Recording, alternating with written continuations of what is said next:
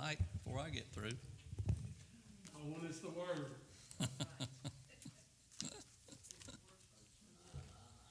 Words forever said. Good morning. You know, Dreamer said something a while ago that's still ringing in my ears. Lord, show me things in my life. Every one of us in here need to look at our own life. And I think that's what we really want to talk about this morning. There's slackness through every one of us. There ain't one of us I got it all together. Huh? Not a one of us. There's slackness in our church. All the way through it. There's slackness in my life. I don't even like myself sometimes. Because this flesh just don't want to do right. But we need to put ourselves under the x-ray. Where's the x-ray at? Right here? Huh? Lord, show me where I need to change. You know, Brother Tim steps on our toes pretty good on Sunday nights. And we need it. Does that make him better than us? No. The Lord give him that. When the Lord gives you something, tell people about it. The children of Israel were up and down all through the years. And it cost them. You know, Jason and Hillis was talking back here before the service. The work that God is doing over there in them countries where they build them churches. The churches are growing. People are getting saved. What do? We're sitting here in our life of luxury. They're talking about digging a well, what kind of work they have to go through to dig a well over there because they don't have water. We got water piped in our houses. We used to have to go out to a spring and get water when we moved on Sullivan Road, carry it in buckets. We don't even appreciate our water. Will you agree with me on that? Mama told me years ago that when they lived down there next to Grandma and Grandpa, that they had a terrible drought. And they called it the doodle buggy, put a barrel on the back of it, and went way over in the woods to a creek where there was a spring still running. The water had dried up. They're trying to get enough water to wash the clothes with. It said they'd go down and water would be running out. They'd get a little tub full and there'd be a little trash in it. And now we got it piped in our houses. Let's face it, the church is drying up. Spiritually, we're dying. That's what I want to talk to you today. Maybe it's a little about the lesson, maybe. It's about liberation. We've been liberated, hadn't we? Every one of us need to step up to the mirror and say, Lord, where am I at? Where am I at? Anybody got anything to say today? You have? You just go right ahead. Harry, I don't think the Lord will be able to be here this morning. You know, America has it too easy today. You know, Right. the little things, you know, where our water comes from, all these things, we just don't appreciate it. Don't praise God for what He's done for us. You know, I want to praise Him. I want to give Him the praise. Not that I'm something special, but I just want to praise God that, you know,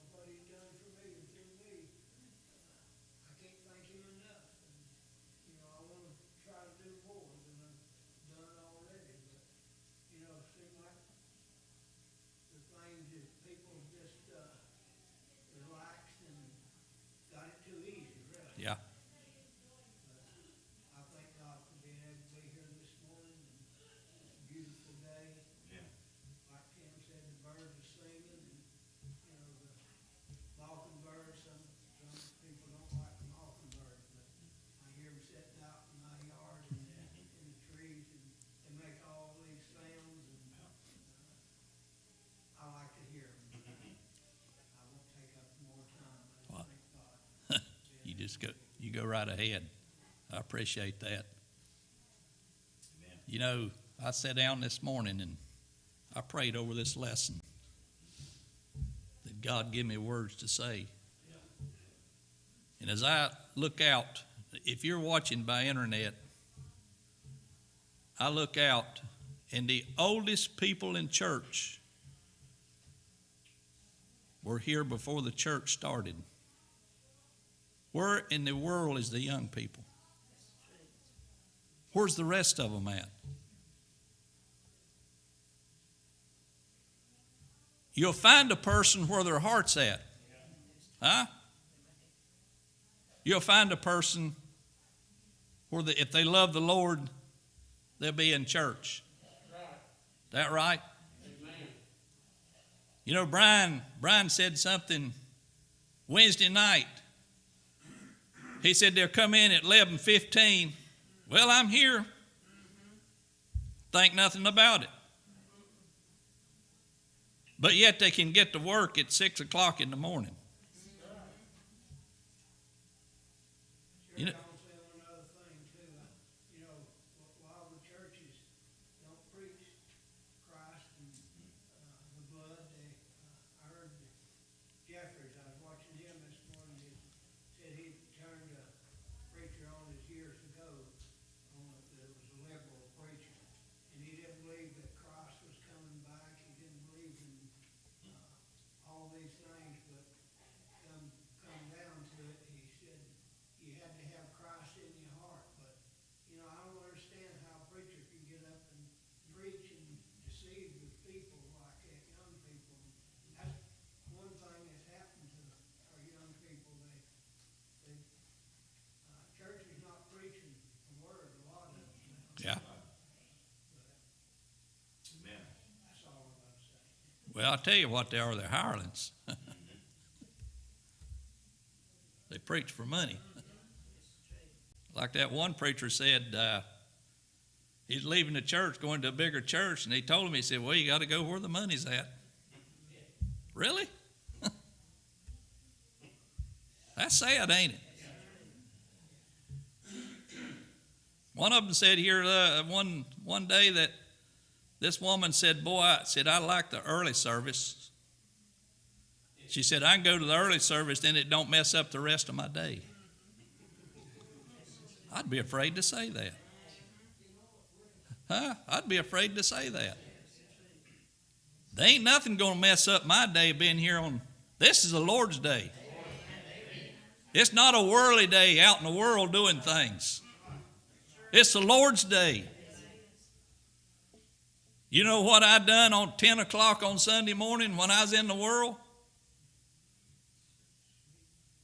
I watched a Western. Red Rider. Little Beaver. Come on, 10 o'clock. He was a cowboy. Stayed on for an hour. Y'all remember that?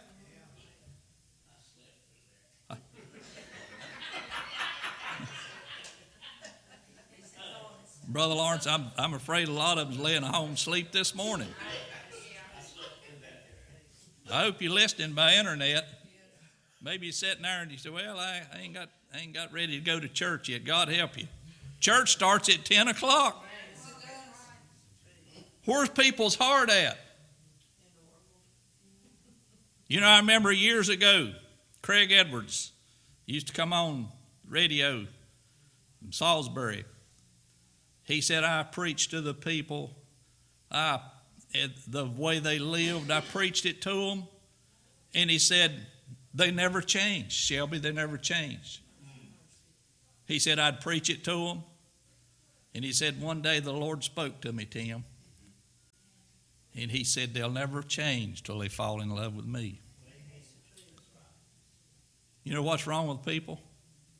God's not first in their life. That's why you got people out doing other things today.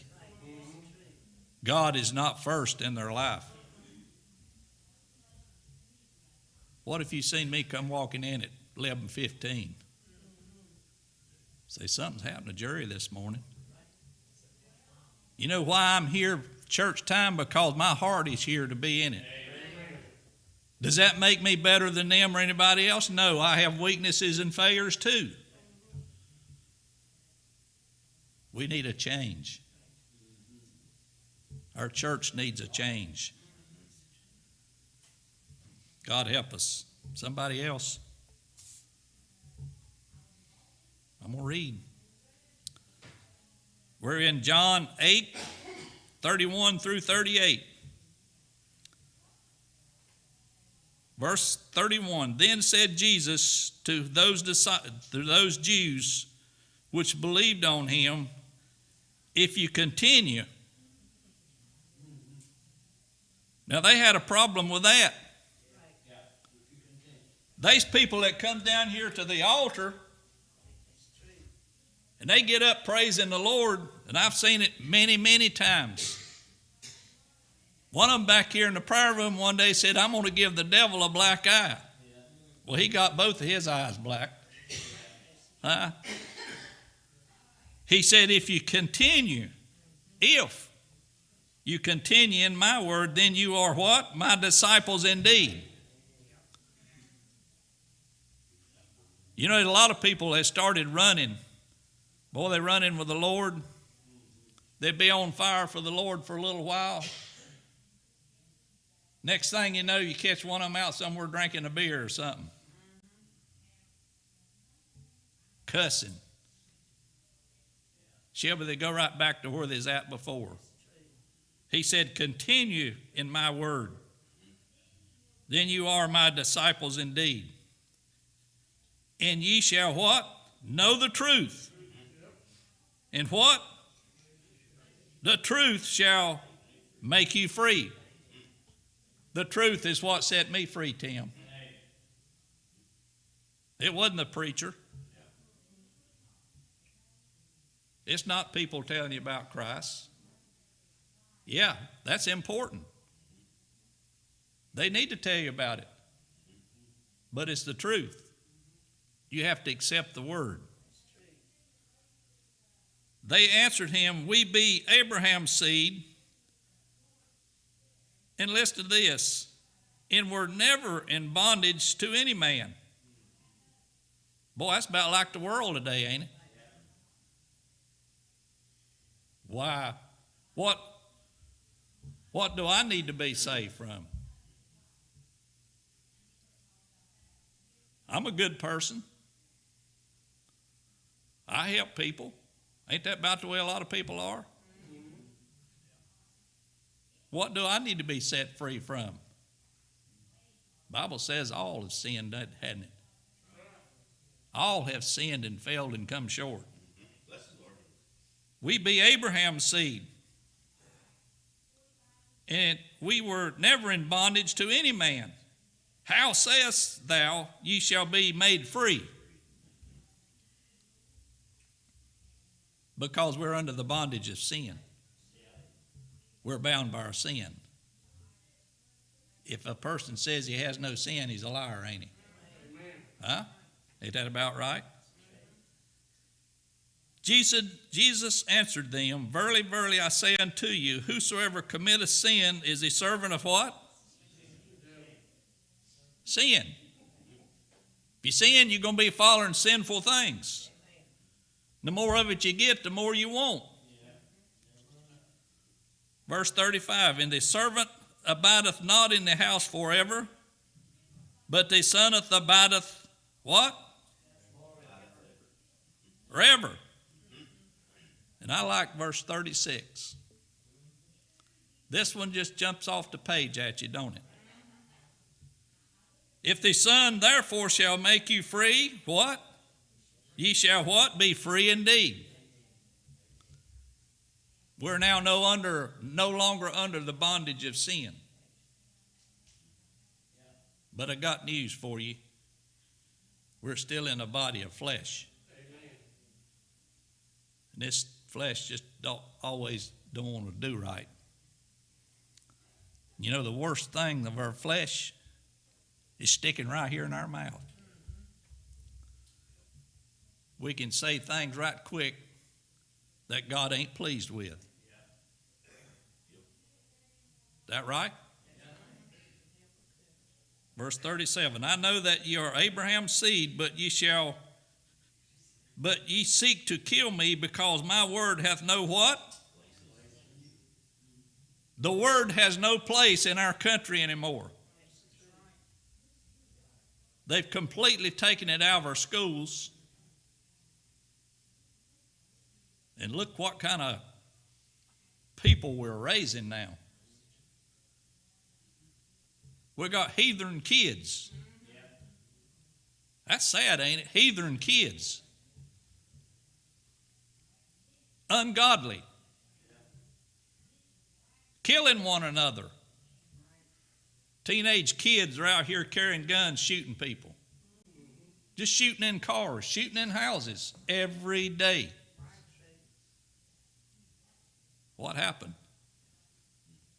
You know what really happened? The church lowered its standard. Amen. The world's always been the world. Isn't that what happened? Yeah. The church lowered its standard. Verse 38, I speak that which I have seen with my father, and you do that which you have seen with your father. Brother Cliff, would you pray over the word and pray for me this morning? Kind, gracious Heavenly Father, we thank you, dear Lord, for this lesson. We just pray that you would bless Jerry and give him the wisdom Yes. to find this word to us, Lord, and just help us to receive it, Lord. And we just praise you for everything, Lord. And we'll always give you the praise. In Jesus' name. Amen. Thank you, Brother Cliff. Well, I'm glad I've been set free. I've been set free from sin. Free from what? Well, I didn't know I needed to be set free. I knew I needed to be set free. Mama drilled it in me every time I went down there. She didn't quit. You knew when you went down there, they was going to tell you about it. I tell my children about it too now. They don't do like I want them to do. They get to church. The girls get to church after the doors has done been locked. They got security there that they locked the door. They got somebody at their door. And they unlocked the door to let them in, because they get there late. I'd be ashamed to walk down the aisle at 11:15 or 11:30 coming to church. Huh? It's sad that us old people can get here and the young people can't get here. That's sad, Tim.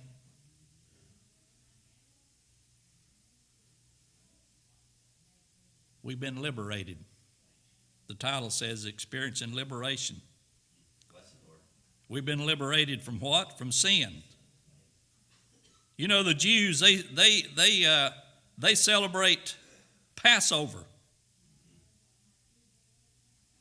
They celebrate Passover every year. Jesus celebrated Passover before his death because they were under bondage in Egypt, and God delivered them. They were set free in Egypt. Did you know, when I was studying this lesson, I thought of bondage. The church is under bondage. Of what? Prosperity has done more damage to the church than anything else. We've had it too good, too long. Is that right?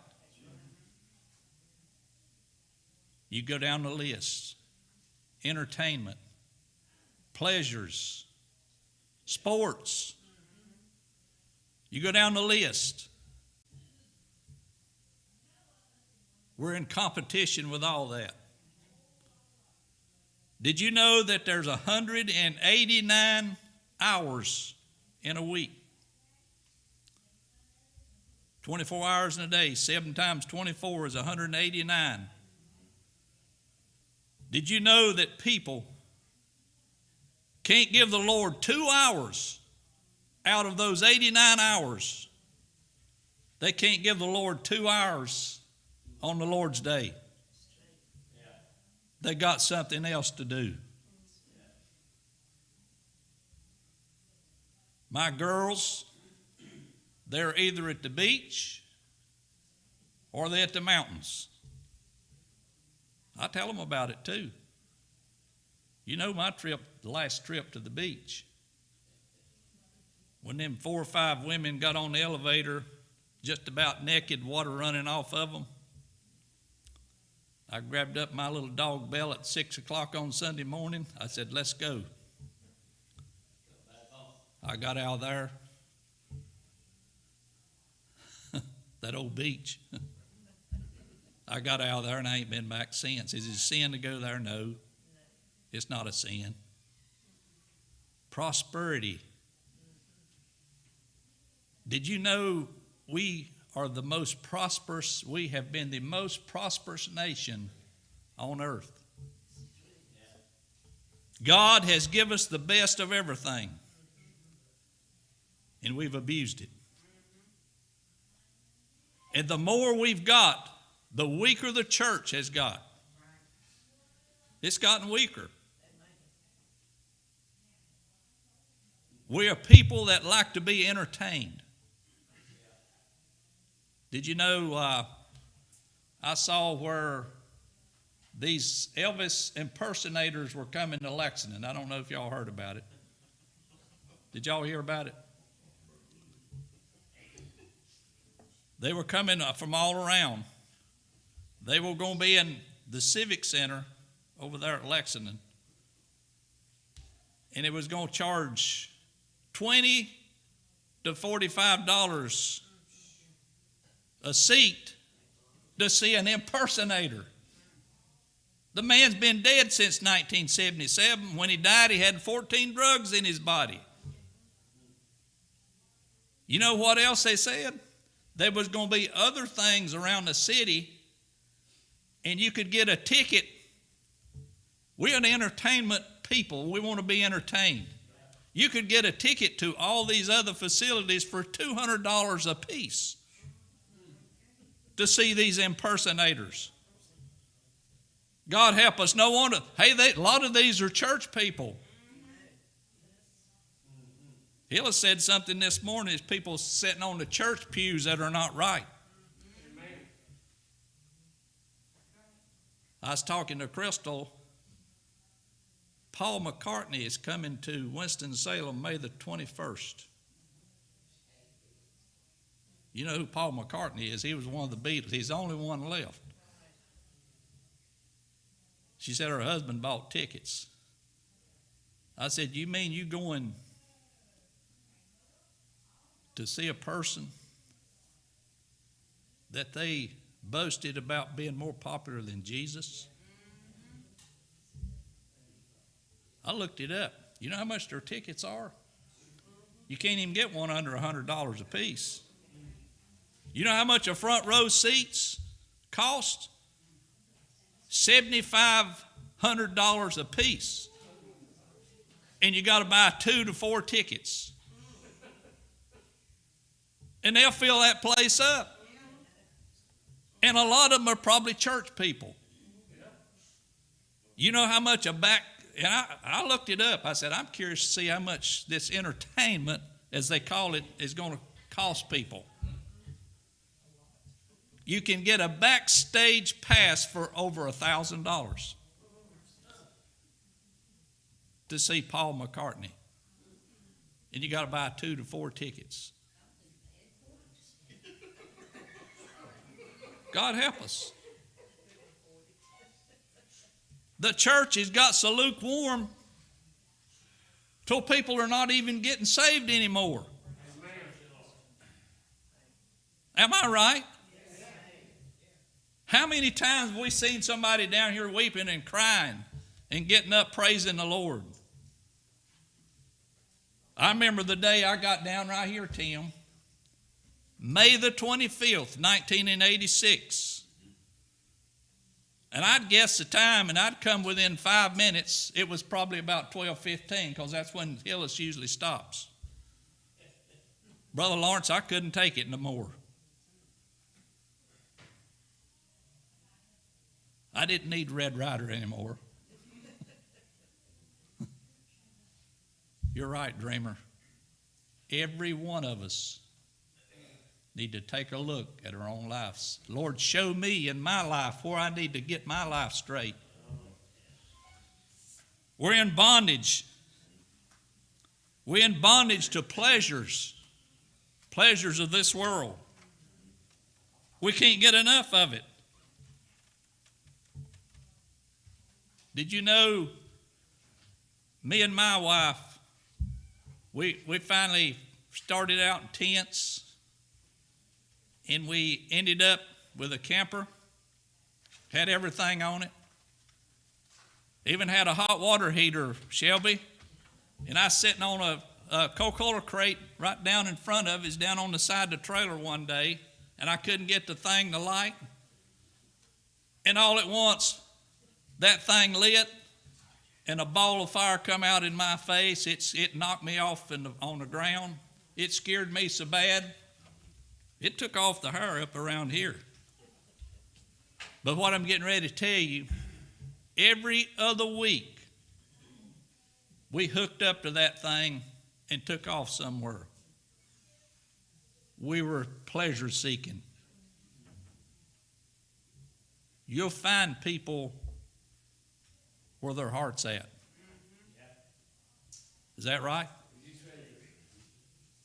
We got a pleasure-seeking people.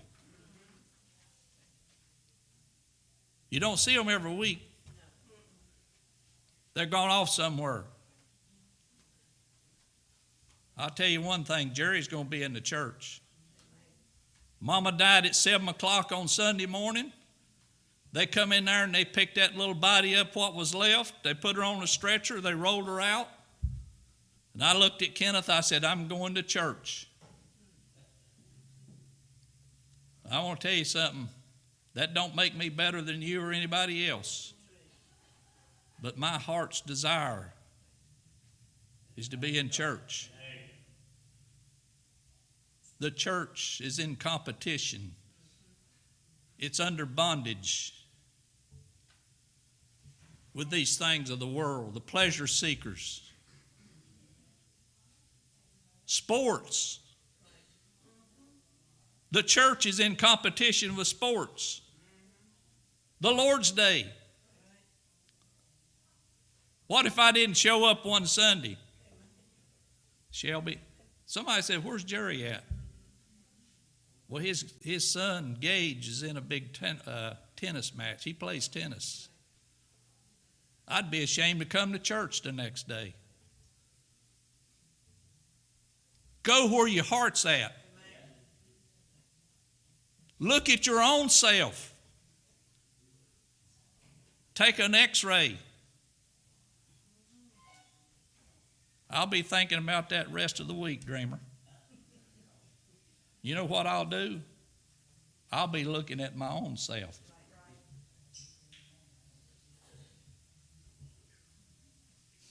Thank God for the old people. Us old people. If it wasn't for us, how would these young people like to come in at 11:30? Wouldn't be nobody here say, well, they hadn't got here yet. Huh? It's sad that the old people can get here on time and the young people can't. Huh? Am I right? Don't get mad at me. Go talk to the Lord. Talk to Jesus. I know we're running out of time. All right. Obey the Lord, brother. We all need to change. Oh, yeah. I tell you, Tim gets on my toes on Sunday night a lot of times. We need it, Tim. I'm giving you the truth this morning. Wake up. Bless him, Lord. Get your heart right. Church don't start at 11:30 or 11:15. It starts at 10 o'clock.